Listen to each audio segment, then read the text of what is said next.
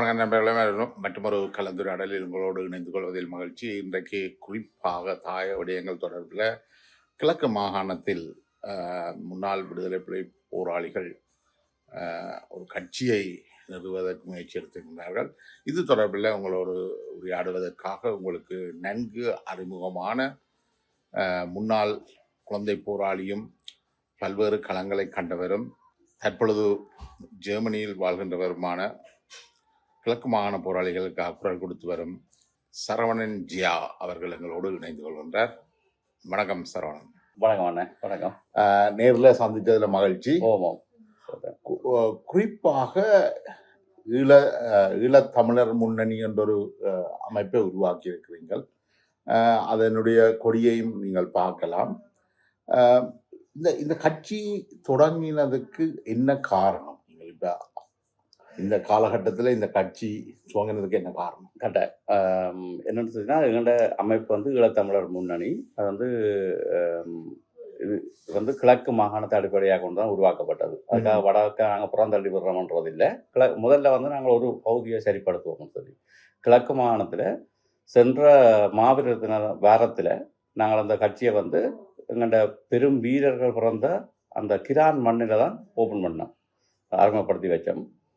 அதுவும் கருணாமான் வாழ்கிற மண், கிரான் மண் என்ற ஒரு வீரம் செஞ்ச மண். அது எத்தனையோ தளபதியில் கொண்ட மண், கொடுத்த மண் இந்த தாயத்துக்கு. அந்த மண்ணை தான் அதை செய்யணும், அதான் எங்களுக்கு பெருமைன்னு சொல்லி அங்கே ஆரம்பித்தோம். இது கடந்த மாவீரர் தினத்தில், அந்த மாவீரர் வாரத்தில் 23ஆம் தேதி, மாவீரர் தினம் வந்து 27, நாங்கள் 23ஆம் தேதி ஓப்பன் பண்ணது. சிறப்பாக நடந்தது. அதுக்கு 25 அப்போ அதுக்கப்புறம் இந்த 6 மாதம் 4.5 மாதமாக இந்த சோமிலா வருத்தங்கள் வந்ததில் கொஞ்சம் அது இந்த வெயிலில் கொஞ்சம் கட்டுப்பட்டு இருந்தது. ஆனால் எங்களோட நெட்வொர்க் வந்து வேறு தான் இருந்தது. அப்போ களத்தில் வந்து அங்கே பணிகள் பெருசாக நடக்கல. ஆனால் போராளிகளை சந்திக்கிறதுகள், பாக்கெட் மீட்டிங்கள் போடுறதெல்லாம் நடந்ததே இருந்தது தொடர்ச்சியாக. அப்போ நான் ஒரு லீடர் அங்கே இல்லைன்னு இருந்துச்சுன்னா சில விஷயங்கள் தெரியும் தானே உங்களுக்கு. அப்போ நான் இப்போ திரும்ப எல்லாம் என்னோட உடல்நிலைகளை செயல்படுத்தி கொண்டு திரும்ப களத்தில் இறங்கினபடியாக இப்போ வளையபடி எல்லா இடத்துலையும் அது பரவல நாடு முழுக்க. நீங்கள் இப்போ ஒரு அந்த கட்சியினுடைய ஈழத்தமிழர் முன்னணியினுடைய தலைவராகவும் இருக்கிறீர்கள். இப்போ என்னன்னா, நீங்கள் உங்களுடைய தளம் வந்து நீங்கள் சொல்றீங்க கிழக்கு மாகாணத்தை தளமாக கொண்டு தான் நீங்கள் இயங்க போறீங்க. கிழக்கு மாகாண போராளிகளுடைய முன்னேற்றம் தான் உங்களுடைய முன்னேற்றம். அப்போ நீங்கள் ஒரு வடக்கில் இருந்து சென்ற, வடக்கில் யாழ்ப்பாணத்தின மயிலிட்டி பகுதியில் இருந்து சென்ற ஒரு போராளி, நீங்கள் முன்னாள் போராளி. இப்போ உங்களுக்கு கிழக்கில் உங்களுக்கான ஆதரவு தளம் எப்படி இருக்கு? ஏன்னா கிழக்கில் ஏற்கனவே நிறைய தலைவர்கள் இருக்கிறார்கள். சாணக்கியன் இருக்கிறார், கருணாமான், பிள்ளையான் என்று இருக்கணும். இப்போ அதுக்குள்ள நீங்கள் எப்படி உங்களை குழந்தைய முன்னிறுத்த போறீங்க? இது எங்களுக்கு இப்போ ரிஸ்க்ன்றது வந்து எங்களுக்கு அது விளையாடி நல்ல பழக்கம், விடுதலை போராட்டத்தின் பண்பு. அது ரிஸ்க் எடுக்கிறது எங்களுக்கு அவங்க சினிமாவில் சொல்லுவாங்க ரஸ்க் சாப்பிட்ற மாதிரி. ஆனால் அது ஒரு கோட்டை தான். அது கிழக்கு மாகாணத்துக்கு போய் நாங்கள் வடக்கிலேருந்து போய் ஒரு அமைப்பை உருவாக்கி நின்று பிடிக்கிறது அது பெரிய ஒரு சவாலான விஷயம். ஆனால் அதில் ஒரு சின்ன ஒரு டிஃபரெண்ட் இருக்குது. இப்போ நான் வந்து வேற ஒரு புரத்தி ஆள் இல்லை. நான் வந்து கருணாமானோட பிணையப்பட்ட ஆள். அப்போ எனக்கு அங்கே வந்து என்னோட தளம் வந்து கருணாமன். அப்போ ஜெயந்தன் படையணி போராளிகள், கிழக்கு மாகாண போராளிகள். அப்போ அவைக்கு நான் ஒரு முன்னுதாரணமாக நிற்கும் போது, அவைக்கு ஒரு பாதுகாவல் நான் உருவெடுக்கும் போது எனக்கு அவங்க பாதுகாவல் ஆகலை. என்னுடைய போராளிகளும் என்னுடைய கிழக்கு மாகாண மக்களும் எனக்கு பாதுகாவலை மாறி வந்து கொண்டிருக்கணும். அப்போ அது வந்து எனக்கு சவால். இன்னொரு கட்டத்தில் பார்க்கக்குள்ள பிள்ளையான் அவர்களுடைய அந்த அரசியல் பயணம்ன்றது கிட்டத்தட்ட ஒரு முடிவுக்கு வந்த மாதிரி தான் தெரியுது. அவரை வெளியில வாரத்துக்கான வாய்ப்புகள் இருக்கிற மாதிரி தெரியல. கருணாமானும் கிட்டத்தட்ட அரசியல்ல இருந்து ஒதுங்குறார் அல்லது ஆக்டிவான ரோல்ல இருந்து இல்ல. கருணாமானை பொறுத்த வரைக்கும் கருணாமான் வந்து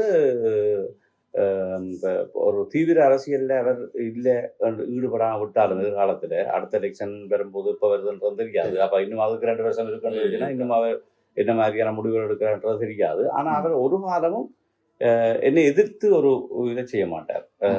எனக்கு வந்து அவர் ஒரு அட்வைசராகத்தான் இருப்பார். எனக்கு ஒரு வழிகாட்டுதலாக இருந்து எங்களுக்கான விஷயங்களை சொல்லித் தருவாரே ஒழிய அவர் வந்து எங்களை எதிர்த்து அங்கே அரசியல் செய்ய அளவுக்கு நாங்களும் கர்ணாமனை எதிர்த்து அரசியல் செய்ய போகிறது இல்லை. என்னதுச்சுன்னா அவரோட தகப்பன் மாதிரி எங்கள் போராடி இருந்தாருக்கும் அவரோட தகப்பன் மாதிரி பெரிய சகோதரன் மாதிரி. அப்போ அவர் நல்லது கேட்டதை சொல்லுவார். இப்போ அவருக்காகத்தான் பிரிஞ்சு வந்தது கிழக்கு. அப்போ அவருக்காகத்தான் நாங்களும் நிற்கிறோம். இப்போ நீங்கள் ஒரு அரசியல் பயணத்தை மேற்கொள்றீங்க, கிழக்கு மாகாண மக்களுக்காக அரசியல் பயணத்தை மேற்கொள்றீங்க. ஆனால் இப்போ கருணாமானோ பிள்ளையானோ ஒரு துரோகிகள் என்ற ஒரு முத்திரையை வலிந்து குத்தப்பட்டிருக்கீங்க. அதுல இதிலிருந்து நீங்கள் எப்படி வெளியில வருவீங்க? இல்ல, அது துரோகி என்று சொல்றது 90% வடபகுதி மக்கள். வடபகுதி அது மக்கள் என்றது கிழக்கு மாகாணத்துல அந்த அந்த உணர்வுகள் இல்லை. கர்ணாமான் எங்க போனாலும் ஒலிம்பி கை கொடுத்து வணங்க சொல்லி போட்டு போற இதைத்தான் நான் வீராரம் பார்த்துக்கணும் ஒழிய அங்க துரோகி என்ற முத்திரையை நான் பார்க்கல. சரி, அப்படி இருந்தாலும் ஒரு 100க்கு 2 வீதம் சொல்லி நம்ம வைங்க. மற்றபடி அங்க கருணாமான துரோகி என்று அங்க யாரும் இல்லை. நீங்க அவரை எப்பவுமே அவர் நல்ல ஒரு ஹீரோவா தான் பார்க்கிறோம்.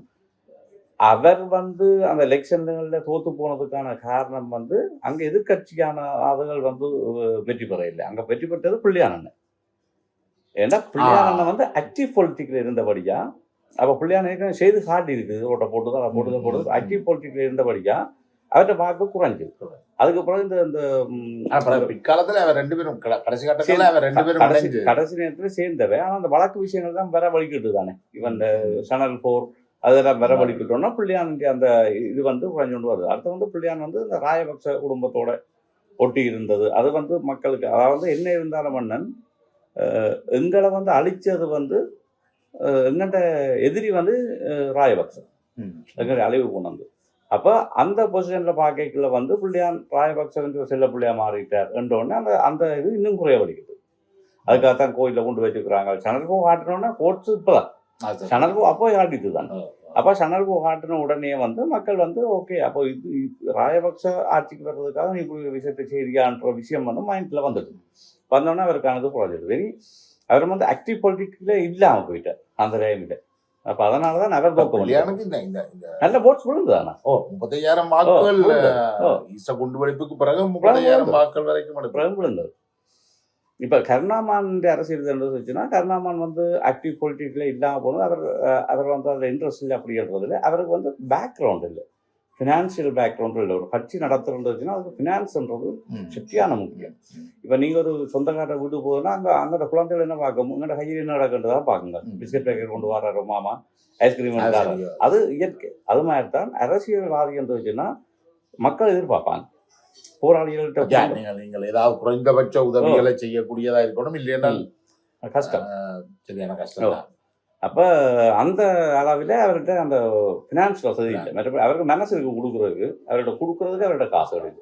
அப்போ மற்றதில் இப்போ நேஷனல் கட்சிகள் ஹெல்ப் பண்ணும். ராயபக்ச கொடுப்பார், அவர் கொடுப்பார். அப்போ கோடிக்கணக்கில் காசை வச்சு கொண்டு அடுத்து அதுக்கு கொஞ்சம் தெளிக்கிறதானே. இப்போ சாணக்கியன் போன எலெக்ஷனுக்கு 10 கோடி செலவழிச்சு. எங்கால சாணக்கியன் 10 கோடி செலவழிச்சு. ஆளுங்கட்சியும் இல்லை, எங்கால இந்த 10 கோடி 10 கோடி செலவழிச்சது சாணக்கியன் போன எம்பி எலெக்ஷனுக்கு. நான் ஏற்கனவே சொல்லியிருக்கேன், ஒரு 2-3 வருஷத்துக்கு முன்னால் அவருக்கு 130 கோடி டயஸ்போராட்ட இருந்து வந்தது. ஒரு அவர் பார்லிமெண்ட்டுக்கு போன புதுசுல அவருக்கு 130 கோடியும் 110 கோடியும் சாணக்கியனுக்கு வந்தது டயஸ்போராட்ட. தமிழரசு கட்சியே ஏன்னா அவர் அந்த இதுல பேசுற பேச்சு, அந்த பேச்சு திறமையோட இருக்குதான் பார்லிமெண்ட்ல. அந்த பேசின பேச்சுக்கு அதே மாதிரி சிறுவனுக்கு சுமந்தனுக்கு எதிர்ப்பு. ஏன்னா சுமந்தன் உண்மையை பேசுறோம், சுமந்தனுக்கு எதிர்ப்பு இவருக்கு. அதே மாதிரி அந்த அந்த இடத்தை கைப்பற்றினது பிறகு சைக்கிள் கட்சி. சரி, அப்ப பேருந்து அதுக்கு பிறகு சீமான் என்ற ஆள் வந்த உடனே எல்லா காசும் சீமானுக்கு ஓடுகள் இந்தியாவில். ஏன்னா எங்க இந்த தேசிய எங்கண்ட பிரச்சனைகளை கதைக்கிறோமோ அந்த இடத்துக்கு உற்றத்துக்கு வச்சோம்னா போகும். அதே மாதிரி தான் போராட்டத்துல ஈடுபட்டு கையை கால இழந்தவர்களுக்கோ படக்க பொண்ணு இருக்கிறவர்களுக்கோ இந்த பிரயோசனம் இல்லை. கிழக்கு மாகாண போராளிகளுடைய இன்றைய நிலை என்ன? எப்படி அவர்கள் மட்டக்களப்பிலையோ திருகோணமலையிலையோ அம்பாறையிலையோ வாழ்கிறார்கள்? இப்ப கிழக்கு மாகாண போராளிகளின் நிலைமையை பார்த்தீங்கன்னா நாங்கள் இங்கே இருந்து போவோம் வெறுகல்ல இருந்து வெறுகல் வாகரை நாவலடி வரைக்கும் பார்த்தீங்கன்னா அது பின்தள்ளப்பட்ட ஒரு ஏரியா.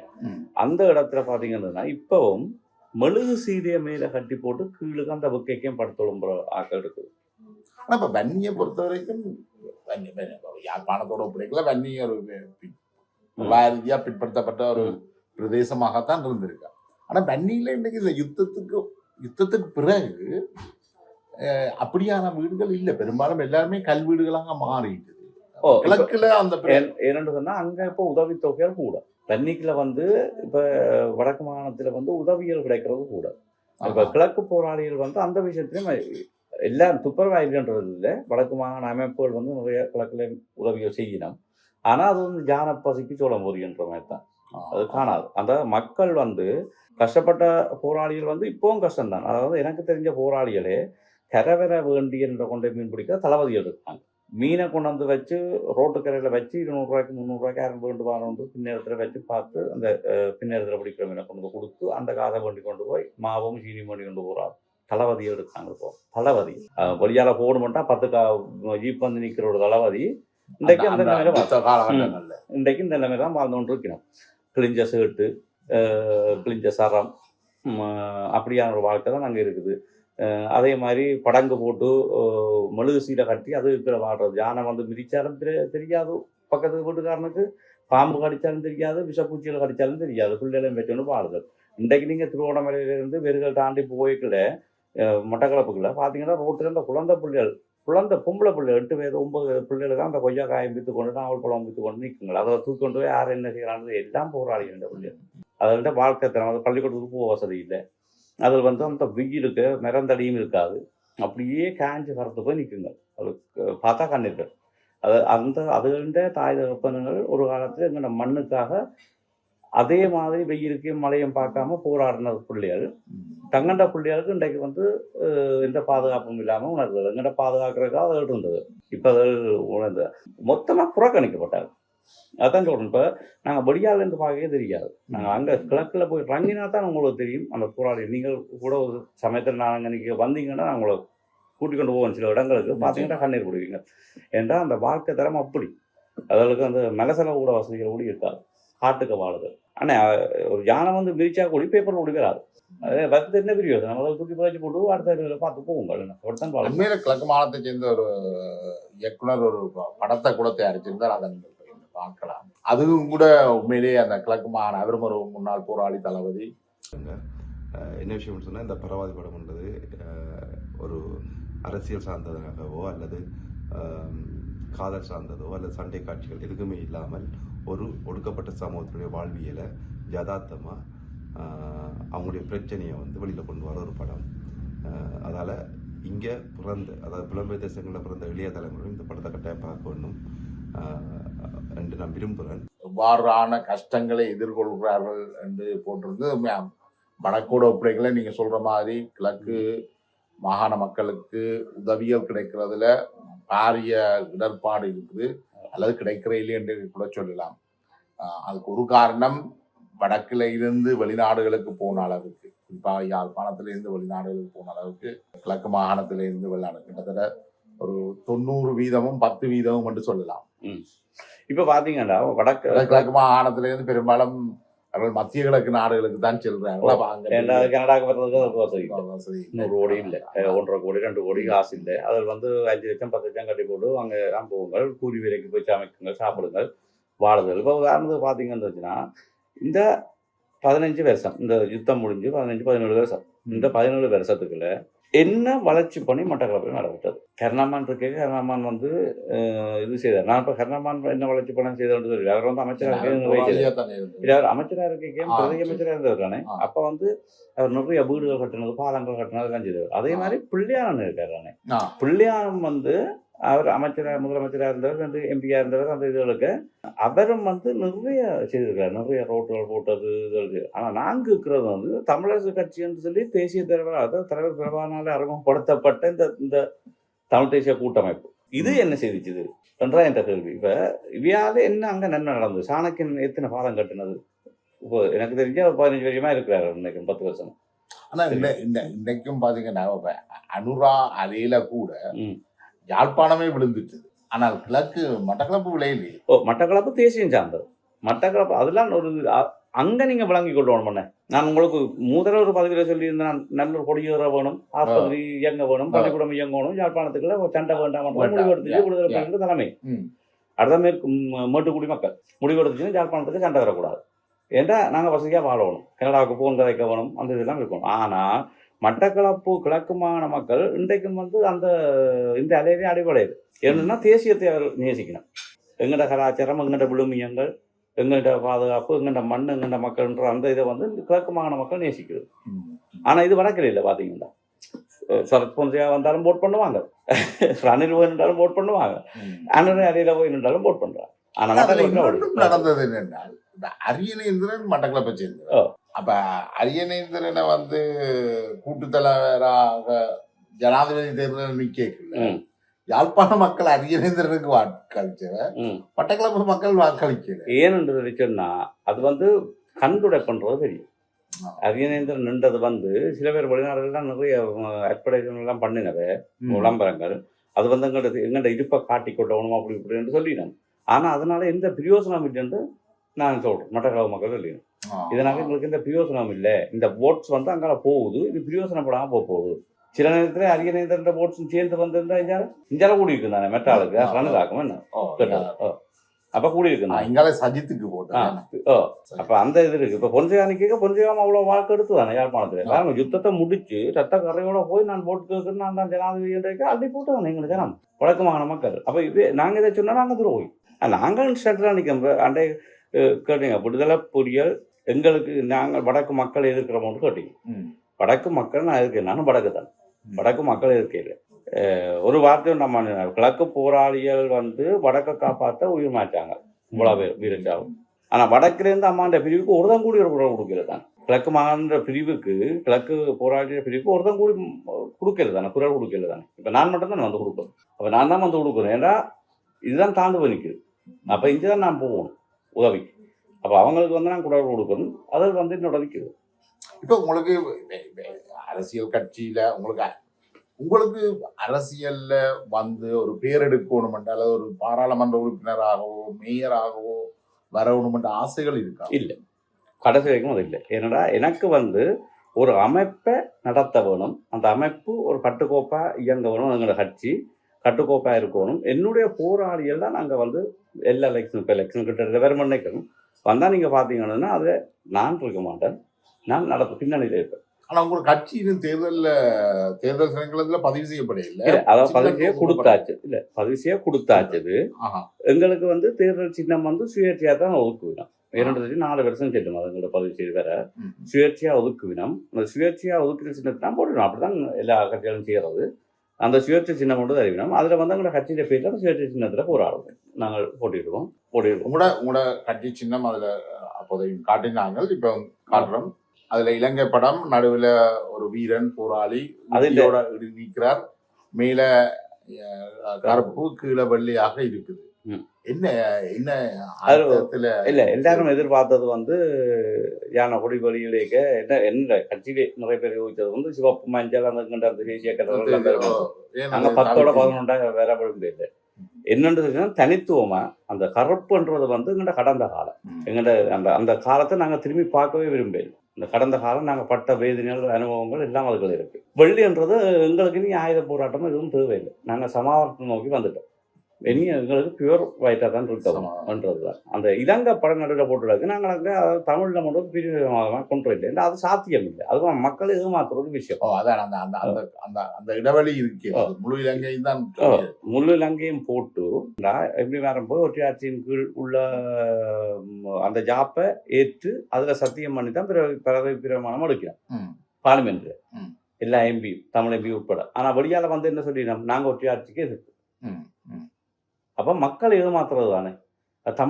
தமிழம்ன்றது அங்கே ஏற்கப்படவில்லாத ஒரு விஷயம். அதை திருப்பி நான் ஏமாற்ற விரும்பவில்லை. எங்களுக்கு போரும் தேவையில்லை. தமிழம்ன்றதை நீ ஒரு சாத்தியம் இல்லாத ஒன்று. நாங்கள் எங்கள்ட வாழ்விடங்கள் தமிழமாக நாங்கள் போத்துறோம். வடக்கு கிழக்கு எங்கள்ட ஈழத்துக்குள்ள வருகுது. ஈழம்ன்றது யாரோ ஒரு தனிப்பட்ட நபருக்கு சொந்தமானது இல்லை. தலைவர் பிரபாகரனுக்கோ டக்ளஸ் சிவானந்தாவுக்கோ அல்லது யாருக்கு எங்கள்ட வேருக்கு என்ன இபிஎல்எஃப் நாவாண்ணைக்கோ சொந்தமானது இல்லை. அது ஒவ்வொரு மனிதனுக்கும் உங்களுக்கு எனக்கு எல்லாருக்கும் சொந்தமானது.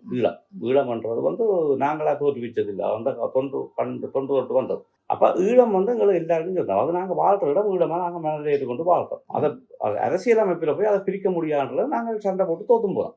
அதை ஏற்றுக்கொள்ளணும், நாங்கள் தோற்று போகிறோம். நாங்கள் இதை உலக சட்டத்தை ஏற்றுக்கொள்ள இல்லை, உலகத்தின் சட்டத்துக்கு அமைய அரசியலுக்கு அமைய அந்த அதை நாங்கள் ஏற்றுக்கொள்ள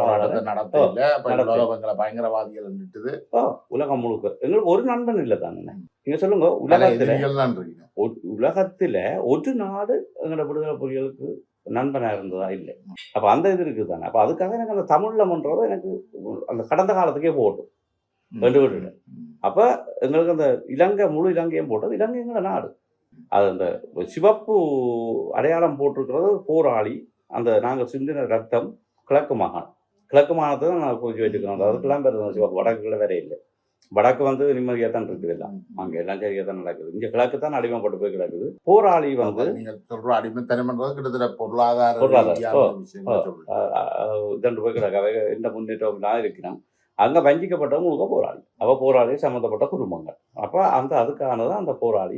அவற்றை கையில் துப்பாக்கியை கொடுக்க விரும்பவில்லை. அதுக்காக தான் போராளின்றதுக்காக ஒரு ஈட்டியை கொடுத்துருக்குது. அதுக்கு பிறகு புத்தகம் இருக்குது, அதுங்களோட படிப்பு, கல்வியில முன்னேற வேணும், விவசாயத்துல முன்னேற வேணும், எங்களை உயிரது. இப்ப ஈழத்தமிழர் முன்னணி என்ற இந்த அமைப்பு அடுத்து வரக்கூடிய தேர்தல்களையும் போட்டியிட இருக்கிறீங்க. இப்ப குறிப்பாக நீங்கள் இப்ப ஆரம்பத்துல உங்களோட பிரதேசமாக கிழக்குன்னு சொன்னாலும் மட்டக்களப்பு பகுதி தான் இருக்குமென்னு நினைக்கிறேன். எங்க இருந்து உங்களுடைய அரசியல் செயல்பாடுகள் ஆரம்பிக்க போது எது உங்களோட தளம், எந்த பிரதேசம்? இப்ப என்னன்னு சொல்லிச்சுன்னா, இப்ப வெறுகல்ன்றது வந்து நாங்கள் விழுந்த இடம் தெரியும். வெறுகல் வந்து மறக்க முடியாத இடம் எங்களுக்கு. கிழக்கு மாகாணத்தை பொறுத்தவரைக்கும் வெறுகல்ல வந்து நாங்கள் புலிகளுக்கும் வன்னி தலைமைக்கும் உங்களுக்கும் நடந்த அந்த யுத்தத்தின் கரை படிஞ்ச இடம் வெறுகல். வெறுகல்ல இருந்து தான் நாங்கள் எங்களை பயணத்தை துவங்குறோம். வெறுகல்ல இருந்து வாகர பிரதேசத்துக்கு வெறுகல் வருது. அந்த வாகர பிரதேசத்தை வந்து நாங்கள் மையப்புள்ளியாக கொண்டு தான் இயங்க போகிறோம். இப்போ வாகரைக்குள்ள தான் அந்த நிறைய கஷ்டப்பட்ட போராளிகள் இப்போ அந்த அடிப்படை வசதிகள் கூட இல்லாமல் நிலசல கூட இல்லாமல் இருக்குது, வேலை வாய்ப்பு இல்லை. அப்போ நாங்கள் ஒரு அமைப்புங்களுக்கு வந்து உதவிக்கரம் நீட்டி செஞ்சுச்சுன்னா நாங்கள் ஒரு வேலை வாய்ப்பு அவர்களுக்கு ஏற்படுத்தி கொடுக்க முடியும். ஒரு 2000 கோழியை வளர்த்தா அதில் ஒரு 10 குடும்பம் வந்து அந்த வீட்டுக்கு அடுப்பெரியும். ஒரு 10 குடும்ப பொம்பளைகள் வந்து அங்கே வேலை செய்யணுன்றா, அந்த ஆம்பளை வந்து வேலை செய்தால் அந்த 10 குடும்பத்துக்கும் சம்பளம் போகும். அதில் அதை வச்சு இதண்டுங்க. நாங்கள் முந்தி வந்து கோழியல் வளர்ப்புக்கு தனித்தனியாக ஏற்பாடு பண்ணி கொடுத்தது. அவையால் வந்து அதெல்லாம் பாதுகாக்க முடியல. அதனால நான் யோசிச்சேன்னு இது வந்து தவறு. மாட்டை வண்டி கொடுத்தா மாடு அவையால் வளர்க்க முடியாது. 2 நாளைக்கு மேய்ச்சல் கொண்டு வந்தால் அதுக்கு அந்த அனுபவங்கள் இல்லை. அப்போ எங்கிட்ட காசு நினைக்கப்படுது. கோழி ஒரு 100 கோழியை கொண்டு கொடுத்தா அதை வந்து செத்து போடுங்க, வருத்தம் வந்து இவ்வளோ பராமரிக்க முடியல. லைக்கம் கோழியும் மேஷ் போடணும், இதண்டணும், அந்த பிரச்சனை இருக்குது. அரிசியை கொண்டு தூவிடணும், அது செத்து போடும். சரி, அப்போ அந்த பிரச்சனை இருக்குது. இப்போ நாங்கள் என்னதுன்னா அந்த வெறுகல் பகுதியை முன்னேற்ற போகணும். வெறுகல் வாகரை இதைத்தான் டார்கெட் பண்ணுறேன். நான் எடுத்தோடனே நான் எல்லா இடம் போகணுன்றதுன்னா அந்த பிள்ளைமை நிலை இல்லை, ஃபினான்ஷியல் இதுவும் இல்லை. அப்போ நான் உழைச்சி தான் நான் பார்க்குவோம். அப்போ என்னால் முடிஞ்சது இப்போ வெறுகல்.